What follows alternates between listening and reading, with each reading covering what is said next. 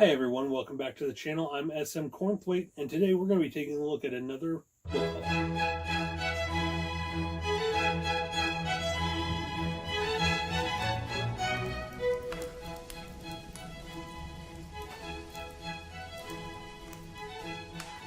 haul. This is the March book haul that I got over the course of the past couple weeks for my birthday, actually.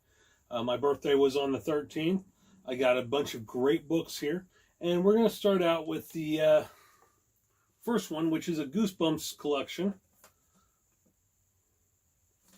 It is a 5-book collection, 25th anniversary, I believe. And as you can see, this is the Violet 10. We've got Night in Terror Tower. Let's see, Night in Terror Tower, Beast from the East, and can't remember the title of the other one. Why I'm Afraid of Bees. On the lid. Then on the back you have the Goosebumps logo. And then you have all the books in this collection around the side. Very nice. And the books in here are Monster Blood. I've heard theories that Monster Blood actually connects all the Goosebumps books together. It's what causes all these other adventures, like making the haunted mask come to life and all this other stuff, which I think is a really good theory. I think R.L. Stine should maybe make a book where it kind of brings everything together and designs it like part of the original, what was it, 36 book collection? Or is it 63? I think it's 63 book collection. So I think that'd be really nice. Then we have Why I'm Afraid of Bees, which I really like. I don't necessarily like the bee cover, this part here, but I do like the orange and yellow. That's really nice. Nice collaboration of colors there. Then we have A Night in Terror Tower, Beast from the East, which I actually just finished reading a couple weeks ago, and Legend of the Lost Legend. And I'll go ahead and I guess I probably should have read the blurbs of these as I was going. Talk about a horror story. Nobody loves a good story like Justin's dad. He's a famous writer and story collector. That's how Justin and his sister Marissa ended up in Brovania. Their dad is searching for an ancient manuscript called The Lost Legend. Justin and Marissa want to help, but instead of finding the lost legend, they get lost. And the woods of Brovania are filled with the strangest creatures, like hundreds of squealing mice, silver-colored dogs, and terrifying Vikings from long ago. Reader beware, you're in for a scare. Every beast for himself. Gingerwald and her identical twin brothers Nat and Pat are lost in the woods. No problem. After all, Ginger did go to that silly nature camp. Still, there's something odd about this part of the woods. The grass is yellow, the bushes are purple, and the trees are like skyscrapers. Then Ginger and her brothers meet the beasts. They're big, blue, furry creatures, and they want to play a game. The winners get to live. The losers get eaten. Reader beware, you're in for a scare. All locked up and no place to go, Sue and her brother Eddie are visiting London when they run into a little problem. They can't find their tour group. Still, there's no reason to panic because there's no way their tour guide will just leave them, all alone in a gloomy old prison tower. There's no way they'd get locked inside, after dark, with those eerie sounds, and a strange dark figure who wants them dead. Reader beware, you're in for a scare. Right brain, wrong body. Gary Lutz needs a vacation from himself. Bullies are constantly beating him up. His only friend is his computer.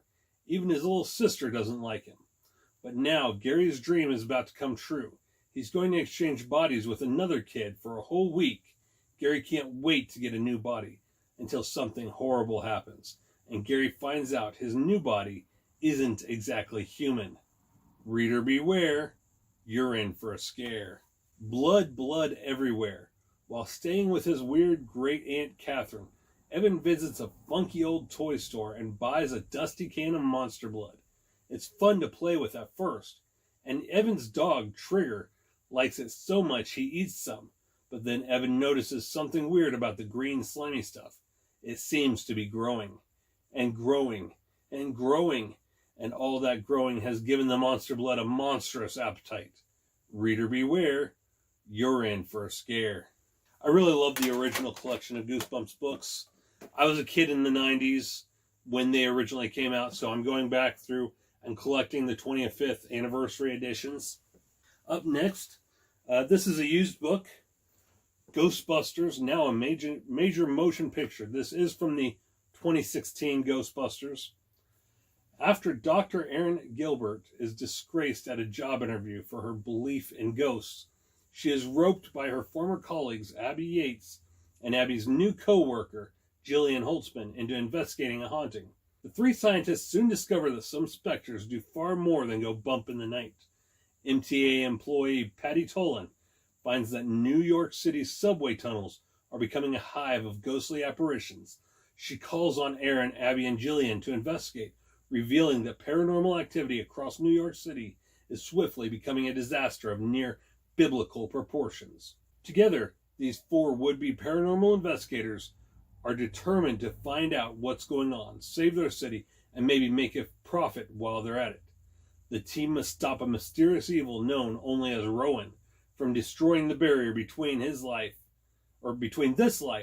and the next, and turning Manhattan into a literal hellscape. Now, I know a lot of people didn't really care for the 2016 movie. We went and saw it in theaters. My kids really loved it. I thought it was okay. It was entertaining. I did not like the fact that they dumbed down every single guy in the movie. And the humor doesn't really match the original movies. It's not sarcastic college-style humor. It's more obvious, trying too hard humor. But it's still entertaining. I'm a huge Ghostbusters fan, as you might be able to tell by the games here. And what you can't see on the other side here is my Ghostbusters collection, just part of it. So I needed this to add to my collection. So it was on sale on Amazon for like $3, $3.95, something like that. So I went ahead and grabbed it. And I'll be reading that probably this summer. Up next, the official John Wayne Handy Book of Bushcraft, Essential Tips and Techniques for Surviving in the Wild, by Billy Jensen, Green Beret retired, and Czech Friedman. I saw this at Walmart a couple months ago. I didn't get it right then and there, but I took a picture of it so that I could get it on Amazon later. So I went on Amazon and found it, bought it. Really good tips in here. I used to be a Cub Scout and a Boy Scout and a Cub Scout den leader and Cub master. And so my kids were in Cub Scouts. My daughter was in Scouts BSA. My oldest daughter was in Scouts BSA, the troop level. So I got this, and I thought it would be really, really nice to read, learn more than what I already knew. Be prepared for anything. John Wayne believed that if you're going to do something, you'd better do it right. That notion is particularly crucial when it comes to wilderness survival. Now, thanks to this essential guide, you can venture out on the big trail with all the earned confidence of a rugged individualist like Duke. Filled with fundamentals and advanced tactics, step-by-step instructions, and helpful tips all informed by Green Beret training, this book presents more than 100 practical skills for surviving in the wild. From constructing your own tools and shelter to finding food and purifying water, you'll also find colorful illustrations and photos of John Wayne in action. And if you apply the same go-getter spirit exhibited by the legend himself, you won't just survive, you'll thrive. I'm not really a big John Wayne fan. I've seen some of his movies, but I'm not like a hardcore John Wayne fan like others of the older generation, but I do respect the man. In fact, when my son was born, he looked like a little John Wayne, so that's where he got the nickname Duke. Yes, we call my son Duke because he looked like a little John Wayne when he was born. So yeah, I thought this would be a nice addition. Really look forward to reading this summer once I'm on summer break from school. Up next we have In Every Generation, The Stakes Have Never Been Higher by Kendare Blake. This is a Buffy the Vampire Slayer novel. It's basically the next generation of Slayers. Follows Willow's daughter. Very nice. I really love the cover. It's an embossed silver lettering on both the front and the side are embossed. Very nice. And then if you take the dust jacket off, I can't decide which I like better, the dust jacket cover or the standard cover. You know, you have blood red embossed lettering, and then for the front, I don't know if you can see it, but it's pushed in. It's just the Buffy bee right there. Very nice. I have not read this yet. I'm looking forward to it. But apparently, well, I'll go ahead and read the blurb for you once I get it put back in here. Found this at Walmart, actually. I had my eye on it, and so I picked it up. Frankie the Vampire Slayer? Frankie Rosenberg wasn't yet alive when her mom, Willow, her Aunt Buffy, and the original Scooby Gang destroyed the Hellmouth and saved the world from the first evil. These days, life in New Sunnydale is blissfully quiet. Frankie is just trying to survive her sophomore year at the rebuilt high school and use her budding magic powers to make the world a better place. But that world is suddenly plunged into danger when the Slayer community is the target of a deadly attack, leaving the future of the line uncertain. Then Frankie discovers she's sort of freakishly strong. Oh, and there's something Willow never told her about her true identity. Cue the opening credits. Quicker than she can carve a steak, Frankie discovers there's more to saving the world than witty one-liners and stupid hot demons. Now everyone looks to her for answers, but speaking up has never been her strong suit.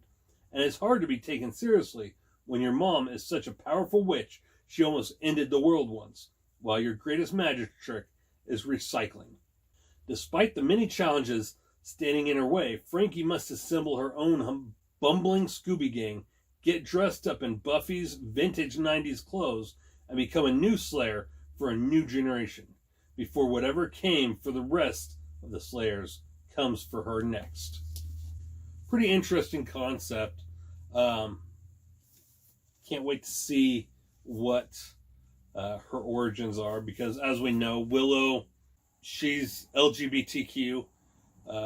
Even though she had the relationship with Oz, I think towards the last few seasons she was strictly LGBTQ.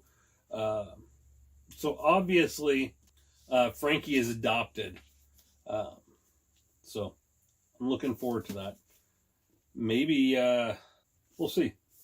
But yeah, it looks really good. Probably read that this summer after school's out. Up next, my wife stopped by at Salvation Army, found 3 books. I've been getting into memoirs and autobiographies lately. So I had her check out to see if they had any looked interesting. So she got me Paul Reiser's Babyhood. This is obviously from the 90s. As you can see, he's still pretty young in this. Probably mid-30s, somewhere around there. Maybe even 40. I'm going to be totally honest. This is not the kind of book that can help you. It's not a how-to or a when-to or a what to expect. It's not even endorsed by anyone remotely connected to the medical profession. Although a cousin of mine who sells carpeting to doctors' offices not only found it insightful and informative, but felt that if properly vacuumed, it should last a lifetime. A fine endorsement, you say, but if I have only one book to buy, shouldn't I go for the helpful one? Let's compare. Those know-it-all books tell you how to have a happy, healthy pregnancy. My book mentions a squirrel. Those books tell you how to care for a newborn child. My book describes how tired I am. Those books give you essential information you can use in a life-threatening emergency. My book has some very amusing anecdotes about poop. So really, it's up to you. If you want to be prepared and well-informed, I understand. But if you enjoy seeing the words pterodactyl and uterus in the same book, you've come to the right place. I've always liked Paul Reiser. I was introduced to him through Mad About You, which came on late at night when I was a kid. Didn't really care for him in Aliens, but I've liked him in a few other things. My Two Dads. I kind of enjoyed the Paul Reiser show that came out earlier, I think around 2012, I want to say. 2010, 2012, somewhere around there. It didn't last very long. But yeah, this looks interesting.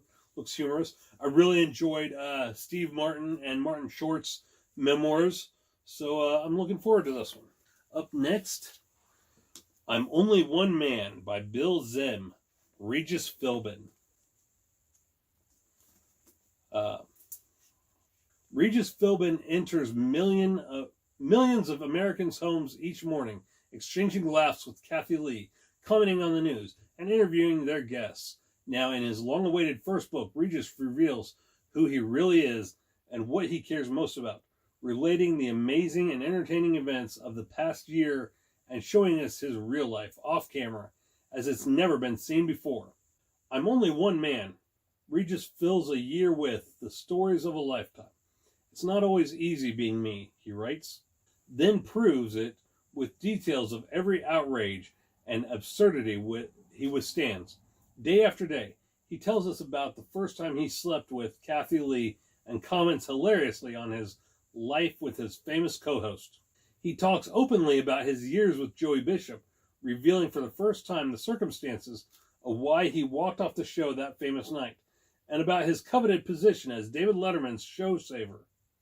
Travel with Regis across time and behind the scenes for unforgettable encounters with such celebrities as Johnny Carson, Robert De Niro, Dean Martin, Perry Como, Jack Parr, Joan London, Bill Cosby, Steve Spielberg, and many more.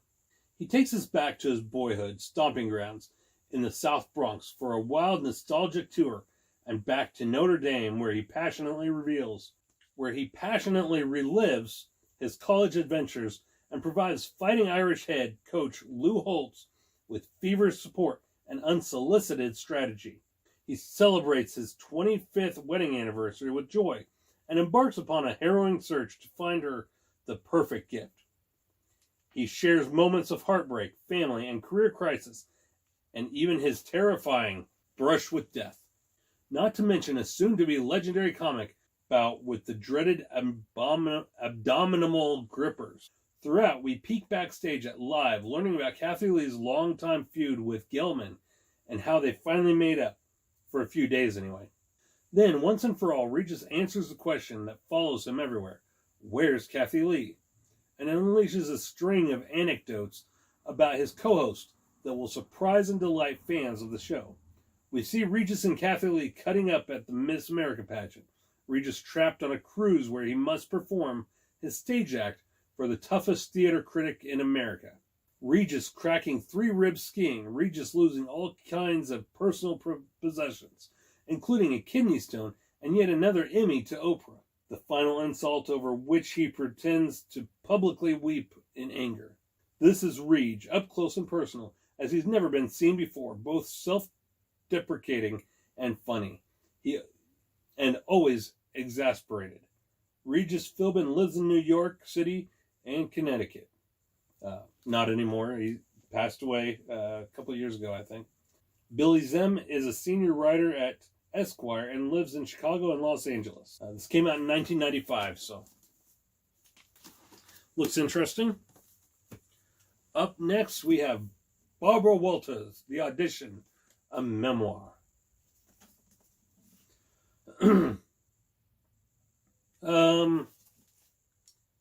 My throat's getting a little scratchy, guys, so I don't think I'm going to read all that.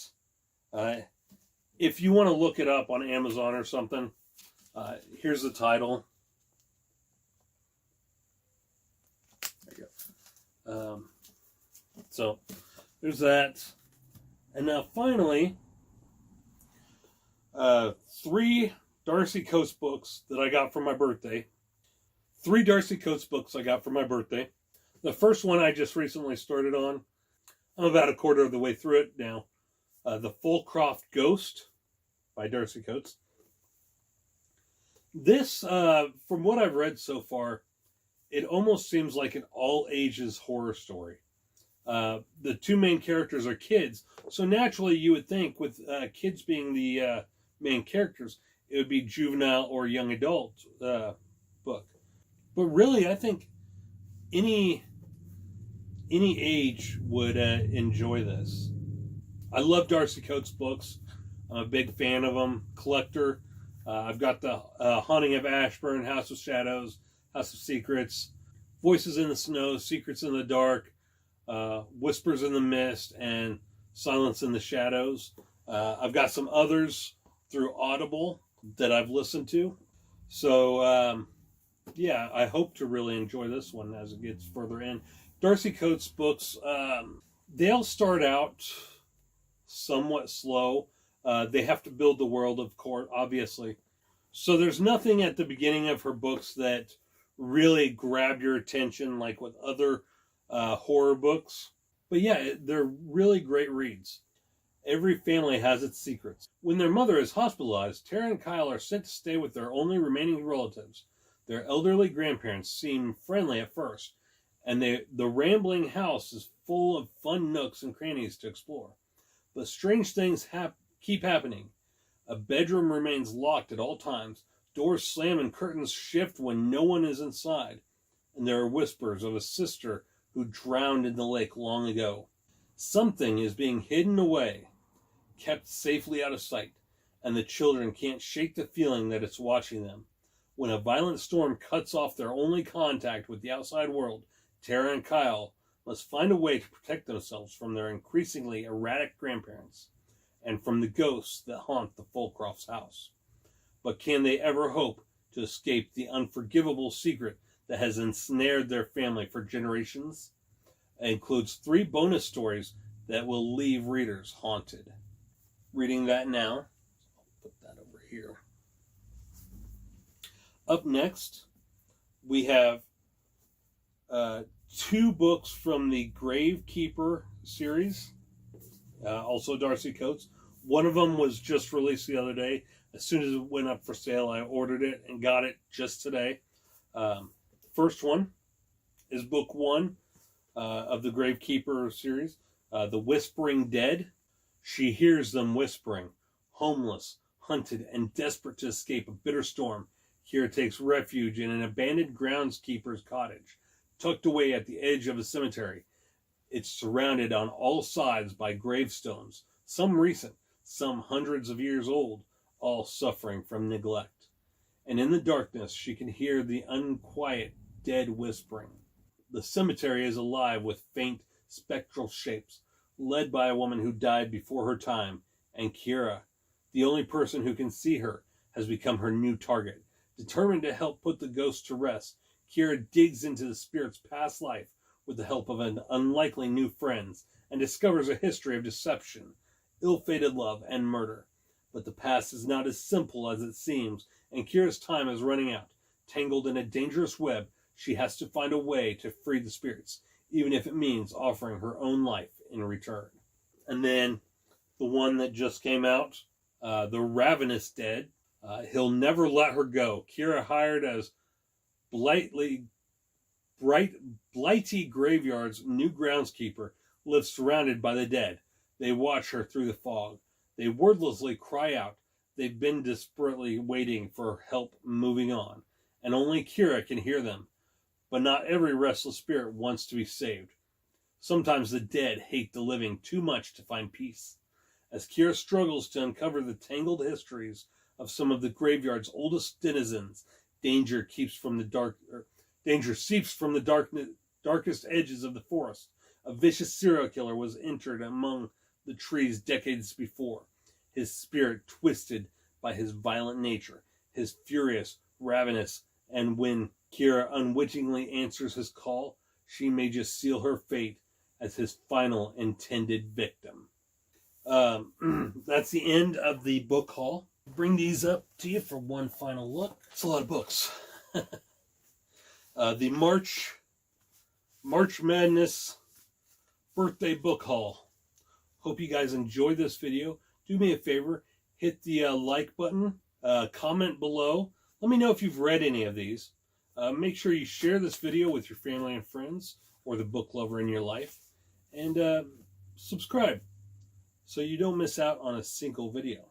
I've been SM Cornthwaite.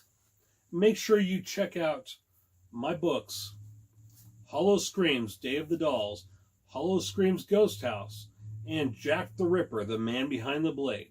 Available now on Amazon. Take care, everyone.